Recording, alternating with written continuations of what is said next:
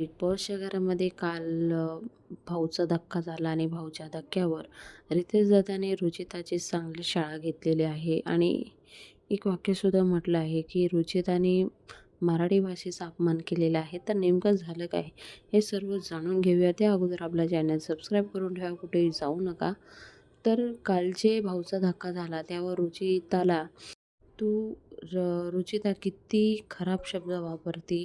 तू प्रभूला जेव्हा गार्डन एरियामध्ये प्रभूने चावी चोरली आणि त्यावर तुम्ही 4-5 जण येऊन त्याच्यावर हल्ला करत होते, म्हणत होते, तेव्हा प्रभू एकटाच होता. म्हणून त्याचा आवाज दबला जात होता आणि तू त्याला वाटाणा-फुटाणा किती काय-काय म्हटली. ते झाल्यानंतर जेव्हा तन्वी प्रभूची बाजू मांडायला आली, तेव्हा तू तिला काय म्हणली, खरकाटी. खरकाटी शब्दाचा अर्थ किती खराब होतोय तुला माहिती का? त्यानंतर भाऊने तिला जे बाहेरून प्रेक्षक कमेंट करत होते ते सगळी कमेंट वाचायला लावली आणि खरंच रुचिताला गिल्टी फील झालं. रुचिताने संपूर्ण महाराष्ट्राची माफी मागितली आहे. पण जेव्हा रुचिता असे शब्द वापरते तेव्हा बिग बॉसने मला तर वाटते त्या क्षणाला तिच्यावर ॲक्शन घ्यायला पाहिजे.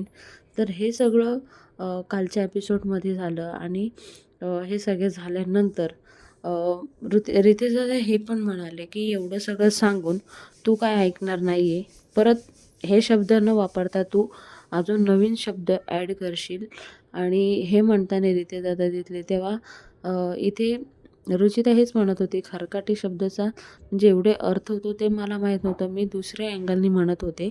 पण रितेश दादा मग बोलले तुझे अँगल राहू दे आणि तिथेच रुचिताला गप केलेले आहे आणि हे सर्व घडलं काल बिग बॉसच्या घरामध्ये. तर तुम्हाला आजचा हा व्हिडिओ कसा वाटला नक्की सांगा.